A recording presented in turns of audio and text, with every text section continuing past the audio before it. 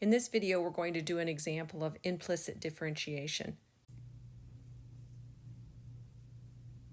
Before we get into any examples, I want to explain why we need implicit differentiation. And to do that, I want to talk about explicit and implicit equations.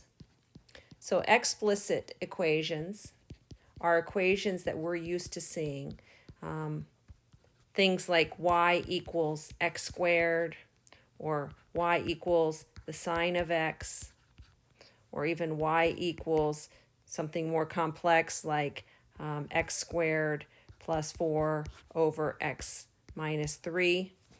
These are all explicit equations. You can tell they're explicit equations because there's y on one side and it's given in terms of x. All right. Implicit equations are equations where we have x and y sort of intermingled,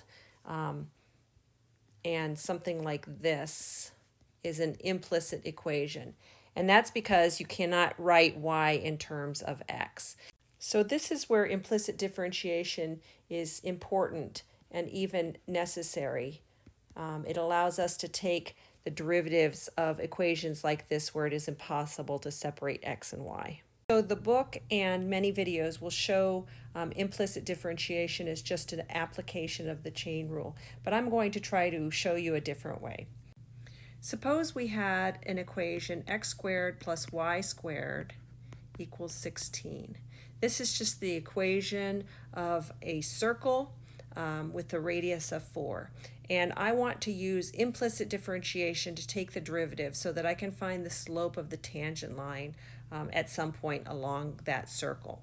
And so to do that, I'm going to take the derivative of both sides.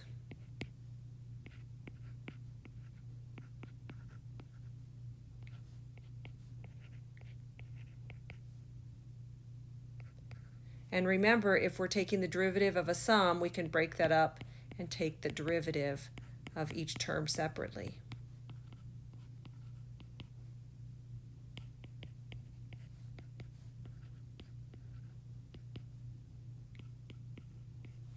Okay, and notice here that we have these variables matching. We have d over dx is of x squared, and the x's match up. We've been doing problems like this for as long as we've been taking the derivative, and we know that the derivative with respect to x of x squared is just 2x. I'm going to skip over to the other side for now and take the derivative of 16. We know the derivative of a constant function is just 0. The only problem we have here is this middle term, and that's because this x does not match up with the variable here. Like over on this far left side term, we had an x here and an x here. Here we have an x in the denominator. We have the derivative with respect to x of a y term. So we can't take the derivative directly. What we need to think about is we can rewrite d over dx as d over dy times dy over dx. Now let's make sure we understand why we can do this. If I multiply these together, the dy's would cancel, and again you would have d over dx, right?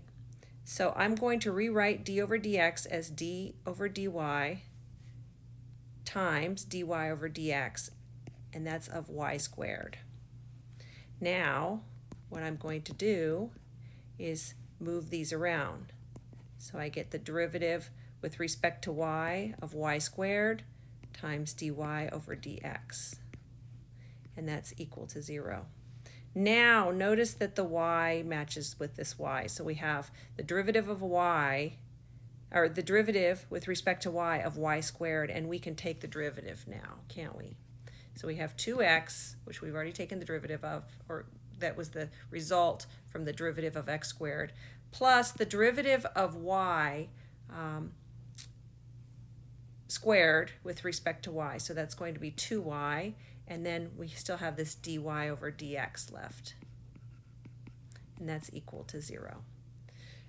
Now all we need to do is solve for dy over dx. So I'm going to subtract 2x from both sides, and we get 2y dy over dx equals negative 2x, and then I'm going to divide both sides by 2y, so I get dy over dx is equal to negative 2x over 2y, or negative x over y.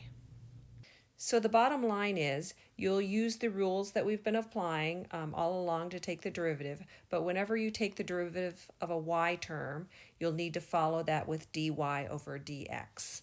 So let's go ahead and do this problem that we introduced up at the top. And so if I take the derivative of x, I get 1 plus, now notice this is the product of two things, so I'm going to have to apply the product rule. And so I'm going to take the first value times the derivative of the second value. The derivative of y is just 1, but it's a y term, so we have to put dy over dx, plus this term, which is y, times the derivative of x, which is just 1, and we don't need anything there because it's an x term, plus the derivative of cosine is actually negative sine, isn't it?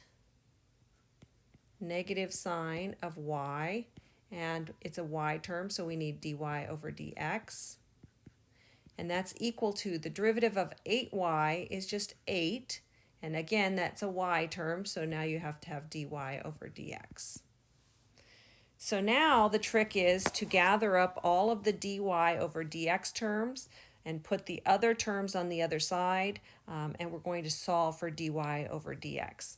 So I have one dy over dx term, here's another, and here's another. Let's put them all on the right side of the equation. So and then we'll leave the others on the left side. So what's remaining on the left side is 1 plus y. And on the other side of the equation, we're going to have an 8 dy over dx, which is already there. We're going to subtract x dy over dx. That came from this. X times 1 is just x. And then we're going to add sine of y dy over dx. That was this term. Now I'm going to factor out a dy over dx from the right-hand side, so I get dy over dx times 8 minus x minus sine of y. And that's equal to 1 plus y. Now I'm going to divide both sides by 8 minus x minus sine of y to solve for dy over dx.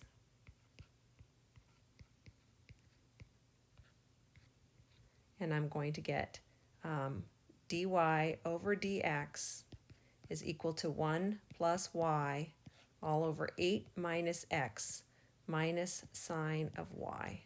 Once again, this is the derivative of this equation up top, and I got that through implicit differentiation.